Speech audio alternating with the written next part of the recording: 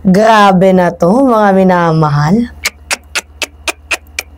Itong ginagawang panlilin lang, pagiging manipulative ni Senator Chis Escudero. Alam mo, sir, hindi kami pinanganak kahapon eh. Alam namin yung movement mo. Huwag mo kaming tarantaduhin. Huwag kang magtuturo. Ayusin mo yung sarili mong problema. Ano yung pinagsasabi mo, pinag-aaway-away kayo? Ikaw mismo ang sumira sa sarili mo. Hindi kayo pinag-aaway-away, kayo ang sumisira ng sarili ninyo. Tapos ngayon, ituturo ninyo na ang dahilan ng lahat ng ito ay si House Speaker Martin Romualdez. Grabe ka, Chis Escudero. Sige, panoodin natin itong kanyang sinabi, mga minamahal. Ayaw mo nang sinisiraan ka, tapos naninira ka. Hindi ka ba naman syungaers? Sabi ko nga, bahagi ito ng script na pag-away-awayin kami at ayokong sumabay sa script na yan. Para sa akin, ang Senado ay isang buong institusyon. Mas malakas ang ating bansa at ang sambayanan kapag malakas ang Senado. Hindi kapag pilit kaming pinag-aaway-away, pilit kaming pinagkakawatak-watak, at pilit kaming tinuturo. Sabi ko nga sa talumpati ko, hindi ba, Sir Nelson? Kada daliring ituturo mo sa kapwa mo, may 3 daliring nakaturo palagi pabalik sa'yo. Pero paano po natin masisiguro, ano pa lang ba na logical thinking lang ba o meron kayong talagang pinangahawakan na ito ay kagagawa ni Speaker Romualdez? Ang sabi ko nga, lahat ng pangalanan dapat ipatawag at imbestigahan. Bakit tila namimili? Bakit tila hindi pareho at pantay? Bakit may tinititigan at may tinitingnan? Hindi ba dapat po pantay ang hustisya? Si Bato de la Rosa nga, nung pinapatawag sa hearing, meron daw siyang karapatan na hindi umattend kasi ayaw niya daw na masira ang interparliamentary courtesy. 'Di ba? Ayaw niya daw na siya yung unang sisira sa interparliamentary courtesy. Tapos pag kay House Speaker Martin Romualdez, gusto niya manumpa agad. Gusto niya pilipitin agad. Bawal tumanggi ang tao pag pinatawag ninyo. Ay, nakakaloka naman. Alam mo, SP, baka nakakalimutan mo ha. I-recall natin, mga minamahal, itong ginawa ni Senator Chis Escudero. Kasi, tawag dito, masyado siyang nagpapaka-Mr. Clean ngayon. Can you imagine that? Una, dinribble mo, dinelay mo, inupuan mo ang forthwith na impeachment case ni Vice President Sara Duterte, yung article of impeachment. Sa tingin mo, okay yung pangalan mo dyan sa ginawa mong yan? Siyempre, nandoon yung critical thinking ng mamamayang Pilipino na para ka ba sa bayan? Para ka ba sa mamamayang Pilipino? Inaksyonan nyo na nga lang yan nung nagdesisyon ang Supreme Court, which is hindi nga dapat natin sinusunod yun. Dahil magkakaibang branch naman kayo and you have a co-equal branches and you have a power. Diba? Kasi even the Supreme Court is an impeachable officials also. So, bakit ka mag-rely dito sa desisyon ng Supreme Court? At beside mga minamahal, hindi naman yan namatay yung issue. Kumbaga, dinelay lang nila at mauulit lang yan ngayong siguro I think February. Pangalawa, isipin mo Senator Chis Escudero, yung involvement mo sa 142 budget insertion. Ang tanong, nagpaliwanag ka ba?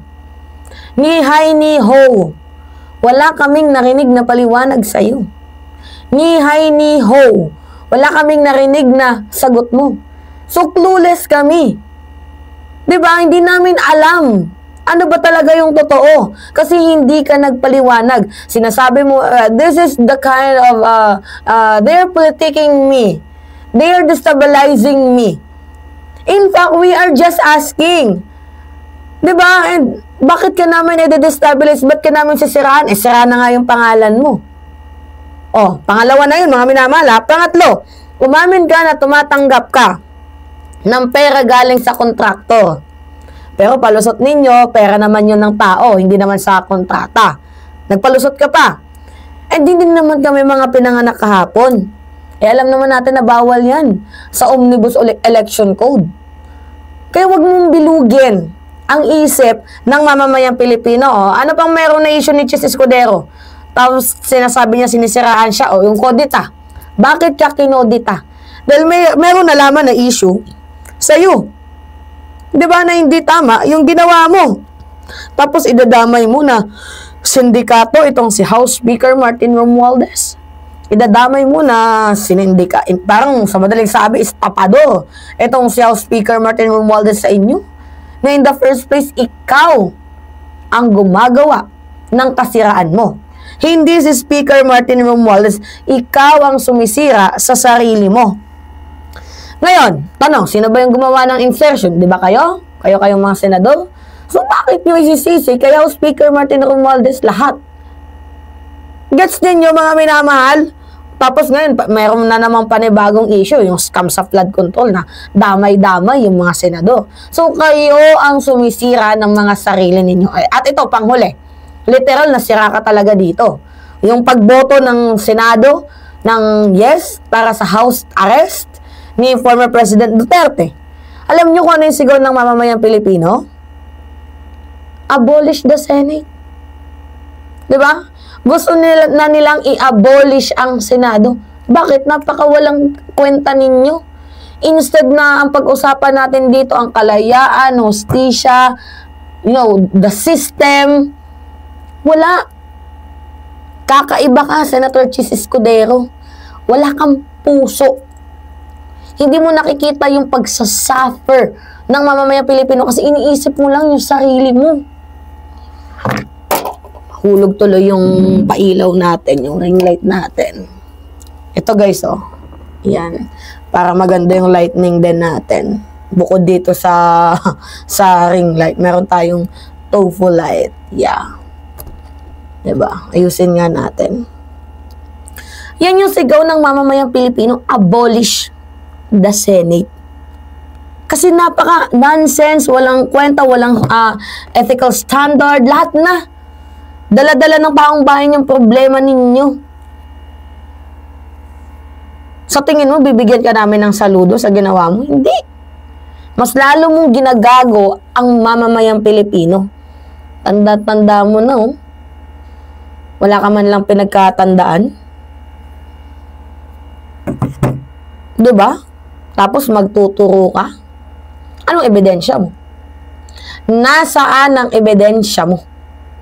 Tanong lang, mga minamahal. Alright. Kayo, ano yung masasabi ninyo? Pahingin lang ako mga minamahal ng comments, likes, and share. And also, wag na wag niyong kalilimutan na i-click po ang subscribe at lagi niyo pong i-hit ang notification bell para lagi pong nagno-notify ang mga video na ina-upload natin sa inyo. At sa mga team replay, maraming salamat sa walang sawang pagsuporta. Lagi kayong magko-comment kasi tinitingnan ko ang mga comment ninyo at gusto ko nagpapalitan tayo ng ating mga saloobin, mga nararamdaman. Diba? Kasi tayo lang naman at the end of the day ang magtutulungan.